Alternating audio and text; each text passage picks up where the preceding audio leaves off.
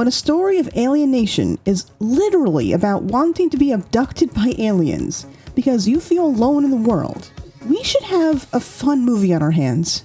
You're going to be laughing, crying, you're going to be happy, crying, for sure. Pixar's Elio is exactly that. A little boy who feels like his best shot at belonging somewhere, belonging anywhere, is to be abducted by aliens because he doesn't fit in on planet Earth. It's a little emotional. He thinks life would be so much better up there than down here, as his Aunt Olga put it. But, as it turns out, Elio's fate is less up in the stars, as its box office opening has been not only a flop, but Pixar's worst opening weekend in history, and continuing to underperform, even to the low expectations Disney seemed to have for it. But, with this premise, and how amazing the animation is, why on Earth, or even off Earth, is this happening? Are there actual reasons here, or are you just being hypothetical? Oh, I promise you, I have a lot of research that I think explains it. There's more to this than meets the eye. More than just the anti-woke crowd screaming about queer-coded characters? Trust me, it's a lot more than just that. But I'll get more into that later. If you've only recently heard about the movie, Elio's obsession with space should be no surprise to you. I mean, how often do you hear about a little boy wanting to be abducted by aliens? But how many of you remember what the original trailer was about? It wasn't about this at all. Elio is a story about a kid who, on Earth, maybe he doesn't quite fit in, but in outer space, he's responsible for telling all of these aliens what humanity is all about. Sure, Elio was always going to be found by aliens and mistaken for the leader of, Earth. But do you remember the 2023 trailer where Elio was confused and scared by the whole thing? And he was calling his mother? Mother? Don't you mean his aunt? No, I do mean his mother. Olga is my mom's name in the movie. But put a pin in that. It's relevant. So anyway, he was calling his mother, but she was busy, so he said, "Okay, bye, love you," to her. That certainly wasn't in the film. It looks like an almost completely different movie. That's because behind the scenes, Elio went through extensive rewrites. Don't you always say writing is rewriting? That it's totally normal to do that. Now, suddenly, you have a problem with it? Sure, Pixar, like any skilled storyteller, writes and rewrites the stories all the time to get the best possible version. I think some of the best storytelling happening is in animation, and I think one of the reasons for that is how long it takes to make them. That's how good writing processes work. But this was different. This time, Elio was nearly finished when this complete overhaul of a rewrite took place. In animation, that's a pretty crazy decision to make. The story changes and it takes years to make animated films. And this rewrite, I think, is why Elio's having such a hard time connecting with audiences. The real story, what Elio was supposed to be, was basically torn to shreds from fear-based decisions in corporate Disney and Pixar executives. This is what happens when you take something a little weird, highly personal and emotional, and specific, and scrub it down to something safe and palatable for all audiences. Usually, the lesson to a story is at the end. But this is so important, I'm gonna say it now. If you try to make a story or creative work for everyone, you make something for no one. Oh boy, a lesson, because we can't just talk about a movie. Oh no, there's always gotta be a lesson. I mean, Eli, come on. I'm not just going to review a movie and be done with it. There's so much more going on here. That being said, let me first start off with the positives on the movie and what did get right. Because a lot of good can be said. I don't think it's being said enough. Elio is a gorgeous movie with amazing lighting and likable character designs. Yeah, if one more person compares this art to Grubhub commercials, I am going to lose my mind. If you want to complain about the bean shapes, go talk to Cal Arts. But that complaint is old and tired.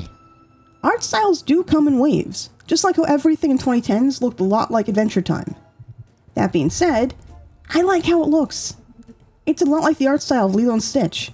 The only one I've seen, the animated one. But if you for some reason want to know my thoughts on the live action remake, you can go watch my other video here. But in the original, they have thick, realistic proportions, unlike most Disney movies, with a lot of softness to them. The style of Elio is like a CG version of that, and I think it really works for the movie. About the story itself? Now, in our movie, Elio gets beamed into space, and gets sent to a place called the Communiverse, where he's mistaken to be Earth's leader and quickly realizes he's way out of his league. The sci-fi elements of the movie are actually very creative. I loved, if you don't mind, I promise it won't spoil the plot at all. The aliens freeze time when they do finally arrive to take Elio away, hysterically freezing a group of bullies that were after Elio. Also, it was clone clay, which was used to make a fake Elio to go back on Earth for him while he was away, which was thematically used in a really effective way. Ever wonder if your family would know you from an exact clone of you? Elio found out. Elio as a character is funny and adorable as an outsider who wants nothing more than find his people. So Elio is a very quirky boy who is just trying to find himself down in Earth. That people think he's like a loser, that he never really has a lot of friends. He just thinks his people are not here, now that his parents aren't around anymore, and he has trouble making friends. He's not even sure he wants friends on Earth. Give him an alien over people any day. He is the emotional core of the movie. He feels like a burden to his Aunt Olga, who is now his guardian. He blames himself for keeping her from following her dreams of becoming an astronaut. He has deep feelings of loneliness and not feeling wanted by anyone. So he has a yearning to be taken away by aliens to be in a better place, to belong someplace. And in space, that's exactly what happens. He meets and befriends Glorden. The movie team even did extensive research on childhood loneliness. It's such an important topic, especially nowadays. I feel like post-pandemic, kids and adults are feeling more lonely and disconnected than ever. And a lot of kids are finding it difficult to make connections and to make friends. And found that it's often hidden behind shame and fear. A process we see Elio go through in the story that feels very grounded. Here's the thing though, and it's a weird thing to expect from a movie, but I didn't cry. You wanted to cry? Yeah, Pixar's always been great at telling emotional stories that are very good at making an audience cry. Usually by showing sad scenes with happy music. That's us every time. In this case, with themes like these, Elio easily should have gotten to me. I can certainly relate to the idea of childhood loneliness, and can easily tap into that part of myself. But unlike so many brilliant Pixar movies of the past that could get me to tear up for a discarded toy or a trash robot, I didn't cry when I saw Elio in theaters. Does that make it a bad movie? No, not at all. Legitimately, if what I said at all interests you, go see Elio right now. I cannot stress that enough. But it's not the strongest, most emotional Pixar movie. And I think in a lot of ways, it should have been. I can see the places where it's meant to be a real gut punch for the emotions. But something about it doesn't really hit for me in that way. I was left feeling like there was more that was supposed to happen. Like maybe later it would go deeper, but it never did. I'm a writer myself. Here we go. If it's not the I have 2 art degrees speech, it's the I'm a writer speech. I have spent countless hours crafting my own stories and reading books on how to write a good story, so my brain pretty quickly started scanning the movie for things like story beats and plot lines like it always does. And things felt weird. Like I could still see the seams of the story a little. It felt unfinished and stitched together when I analyzed it like that, in a way that I don't think would bother most people if they watched it like a movie, like normal people. I think that's a you problem. I completely agree, that's a me problem, but it happened so much that I could just tell major changes had been made. There was another story under this one. It was like seeing a room with signs of renovation. It made me wonder about the story underneath the story. The story that went along with the original trailer that had later gotten changed. A trailer that I will say had me really looking forward to Elio when I first saw it in 2023. I thought it was weird when it was delayed for a year and didn't come out to theaters, and as it turns out, we do know a bit about that original story and why things got changed. The original story for Elio was going to be a much deeper, more personal story. The whole movie is a story about acceptance, self-acceptance, parents accepting their children for everything they are. Still a lot to do with loneliness, but not about a little boy who wanted to meet aliens. It was about a little boy who felt different from everyone else. He was into environmentalism and fashion. Just like that he's different from the others. He's super quirky, super fun, and he just has really good style and taste just in everything. There was even a scene where Elio put together a little fashion show for a crab on the beach. Or he put together an outfit from recycled trash he cleaned from the beach. He called it Trashin'. Elio was heavily inspired by the childhood of the man who was, at the time, directing the movie, Adrian Molina. I was on a Zoom with Adrian Molina, our director, and Adrian just told me the story, which is loosely based on who he was as a little kid. Also known as one of the two directors of Coco, Molina is also an openly gay Latino man, which was, at the time, a part of Elio's identity too. So the real question is, why did they change it? When did Elio go from a deep story about a lost, lonely boy who loves trashing become a comedic adventure about a little boy who longs to be abducted by aliens? Was the first version just bad? I'm willing to bet it wasn't bad at all. Here's what happened.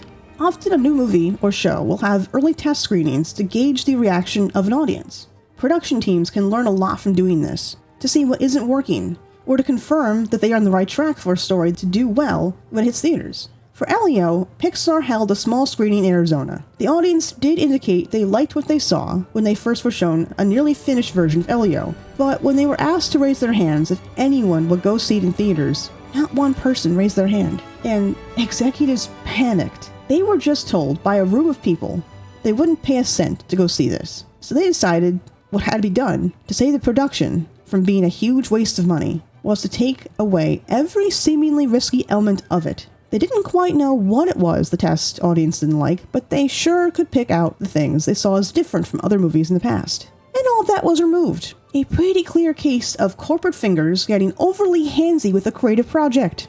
Ew, didn't need that visual. Elio's fashion-oriented and trash-collecting environmentalism, scrapped. Possibly too many references to his cultural identity, gone.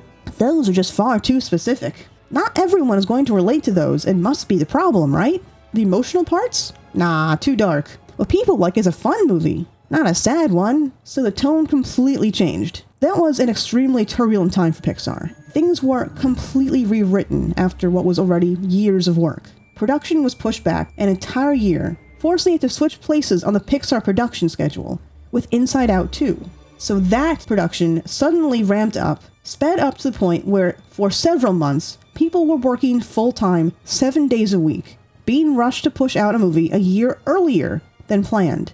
And during all of this, almost like the cherry on top of the most disturbing Sunday, was the SAG-AFTRA strike of 2023. This set things back even further. In all the mess and changes, and frankly, depersonalization of the story he set out to tell, the director, Adrian Molina, stepped down. He was instead assigned to work on Coco 2. There's a lot of speculation on how exactly this went down, but I can only imagine he wasn't pleased with how things were going, and stepped away from the project at that point, which was probably the right move for his mental health, rather than ride that crazy train any further, as his project was continuing to be changed by outside forces. Not long after, America Ferrera, who was playing the mother in Elio, And I just fell in love with Elio and who he is, but also the mother-son journey. stepped out of the project completely. In addition to the strike, and what I'm sure was a huge headache having to record and re-record lines to accommodate all of the changes, she wasn't interested in being part of a project now that wasn't being held by a Latin director anymore. That voice was a big part of why she agreed to be involved in the first place. With her exit, the role of the mother got rewritten to be the aunt, Excited to be playing Elio's aunt. completely changing Elio's story from little boy who doesn't get to see his mother because she's too busy at work, to being a little boy who is an orphan who lost his parents, and now living with his aunt. I was wondering that would come back up. This was where Domi Shi, from Turning Red, stepped up to helm the project, to take Elio from one I could only describe as a sanded-down piece of art that now must have resembled not much of anything. She was tasked with making a good movie out of it, and I have to hand it to her. For what she was given, all the mess and turmoil Elio went through, she was able to pull off a pretty good movie after that.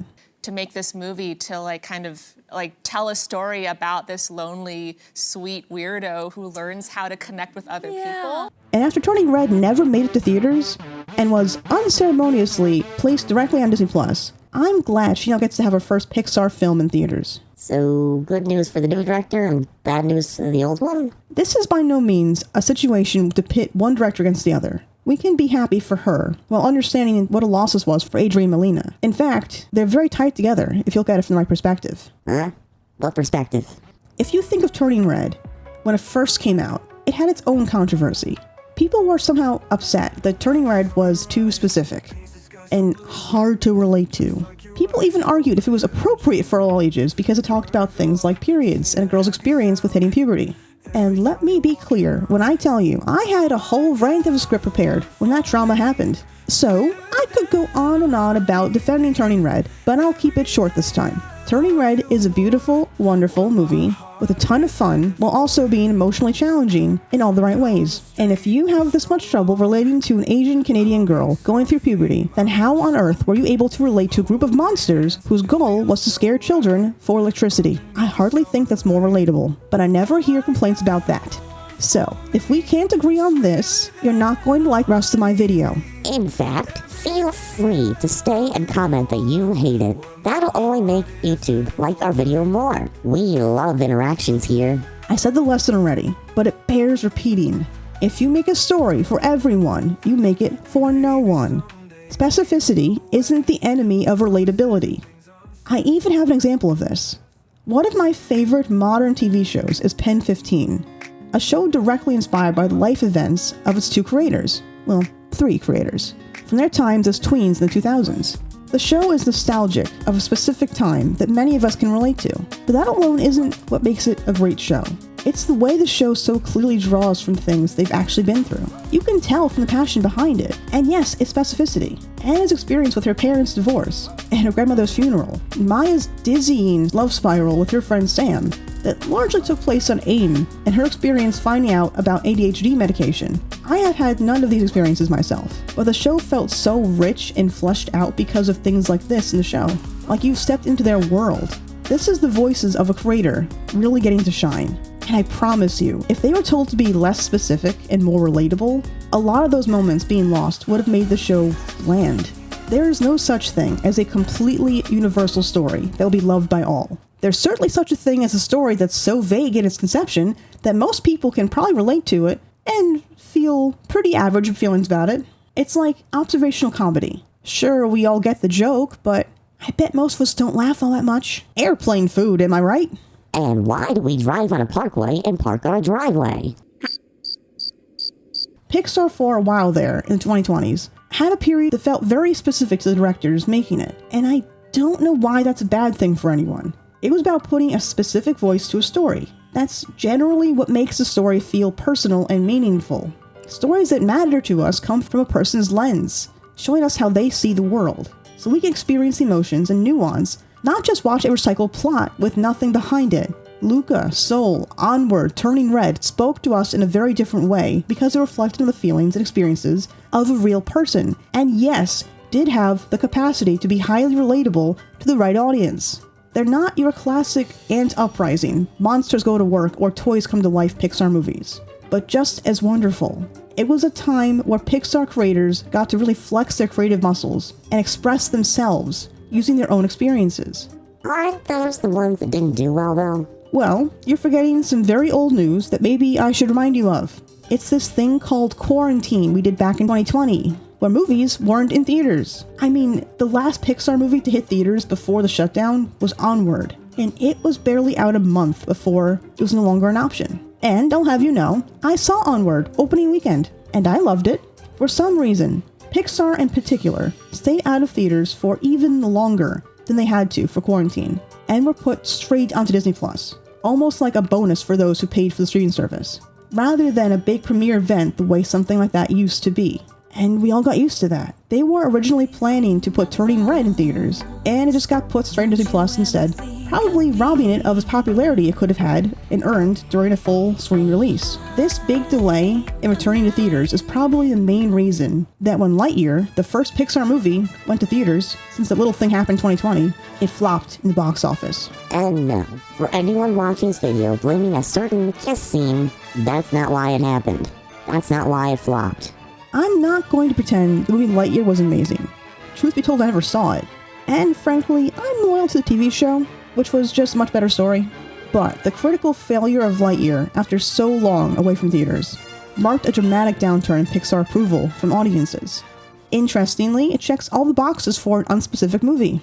It had no specific cultural representation, other than one very quick innocent kiss between two side characters. There's no representation of identity or struggle with anything remotely like that.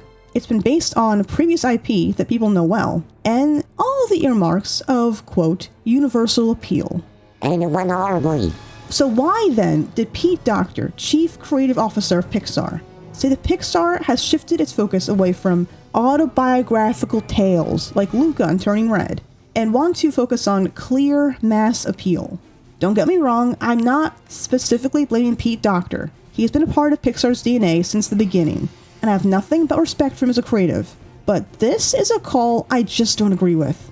Obviously, I get that Pixar movies from 2020s didn't do well, but blaming it on the fact that some of them are culturally specific in some way, like how Turning Red was about a Canadian girl with Asian heritage, and how Elemental was about one culture having a hard time assimilating into a society that doesn't accommodate them as much as everyone else. But in spite of this initial rough start, Elemental did do well after word of mouth spread on how good that movie is. Lightyear was a much bigger disaster that had no one's personal spin in that story. And if that were the problem, Elio being stripped of most of its identity and individuality should have resulted in higher numbers. But I'd wager it either had no effect at all on sales, or even more likely, actually hurt it. Do you know how many people will go out of their way to see their heritage represented, their identity represented? And how many people who are not from that heritage or identity who would still support it if they were able to learn about it and still have a good movie? Do I need to point out the wild success of Coco? Hello? This just simply is not the problem. Pixar executives are taking the wrong lesson out of its shortcomings, and the creators and us as an audience are the ones who will deal with the consequences of that. The real issue comes down to a few major but obvious things. The first thing I'm going to do is point out when Elio hit theaters, only a few weeks after the Lilo and Stitch live-action remake, which Disney was heavily marketing, by the way, and at the same time as How to Train Your Dragon's live-action remake. Two summer family juggernauts, because everyone has already heard of them. Stories from beloved franchises. And one of them is especially dumb because Disney owns Lilo and Stitch. Disney put that out there. And Disney also owns Pixar. Disney basically nuked their own success potential with Elio by competing with themselves. If they were two movies with very different audiences, like a superhero movie up against Elio, that may not be a big issue. But no, it's two family-friendly films heavily featuring aliens. It's redundant and repeating. Families aren't going to go to movies this many times 1 month. Growing up, I was lucky if I could go see a movie in theaters more than once a year from how expensive a trip to the theaters would be. If I wanted to see the Powerpuff Girls movie in theaters, I had to choose between that and, wow, the original Lilo and Stitch came out less than a month before that. And the Powerpuff Girl movie flopped. That was a random example, but I think that made my point really nicely. What do you think?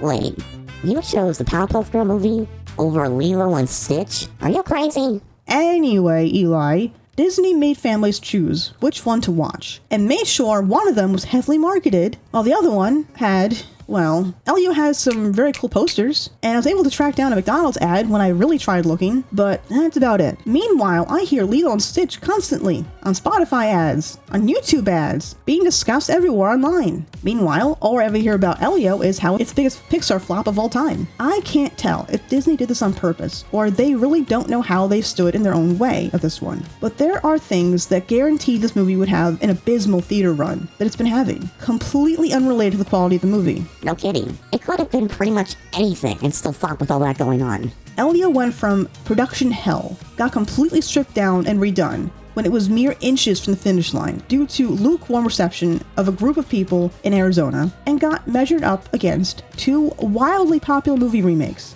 And as we all know, and I talked about this in my last video, remakes and sequels almost always do better in the box office than something original, no matter the quality of either, just from recognizability. And, on top of all of that, we all got very used to waiting for Pixar movies to show up in Disney Plus eventually. So, why rush out to see it when we'll have Elio at home in a month or two? I'm sure, once that happens, its viewership will resemble pretty much the attention Turning Red got. What original movie could stand a chance with this much stacked against it? So if you can, go watch Elio. Give it attention in theaters while it's still there. Go watch online when it does start streaming and see how good the final product is. I promise you it's worth your watch. Heck, I'm going to go see it in 3D just because I feel like this movie is getting bullied for no reason. And I think it's charming and deserving of my attention. And at the same time, we can never forget what was taken from us. A much more personal, specific film that very few people have ever seen. I don't know what it would take or how likely it would be, but Disney, Pixar, from the bottom of my heart, I'm asking you, release that version of the movie. Yes, the anti-woke mob will hate it for its queer-coded hobbies from that version of Elio, but they already avoided Elio in theaters. Oh, and to those people, I have something to say to you. My name is Eli. This movie is called Elio. They're not supposed to sound similar. I don't want to hear anyone else calling this movie Eli-O. It sounds like if I had a Cheerios sponsorship. And I already have a fake cereal, thank you very much. L-E-O. Not that hard. You can do it. For those of us who aren't part of that crowd, though, I think we give it a chance. Whatever the audience did to convince DC to show us the Snyder Cut of Justice League, can we do that again? But without blaming the current version of the movie? I want the Adrian Molina cut of Elio. I think it could be really cool to have both versions. And more importantly, to see the creative intent this movie originally had. Don't let Pixar think the reason Elio flopped is because it was too full of cultural and personal identity. We want those things in our movies. Again, I'll point to Coco. What we don't want is for Pixar to get buried under the towering marketing success of Disney live-action remakes, and only giving Pixar attention when they make sequels. We demand to continue to see Pixar's originality, or at least I do. Ideally, while allowing its creators to create stories that are significant and specific. They deserve their own identity, not to try to appeal to everyone. A movie with no identity trying to appeal to everyone gets $21 million domestically on opening weekend from a budget of $150 million, probably more. And numbers don't lie, baby. Anyway, that's all I've got for you on Elio. And it's shockingly a lot. This is a production that will have to be studied by animation students forever now, I think. And if you're into stuff like this, you should subscribe to the channel. I love talking about art, creativity, and pop culture like this, to understand stories and make them ourselves. Join me in my own journey of production that will hopefully be less messy than what we just witnessed. So until the next video. Okay, bye. Love you.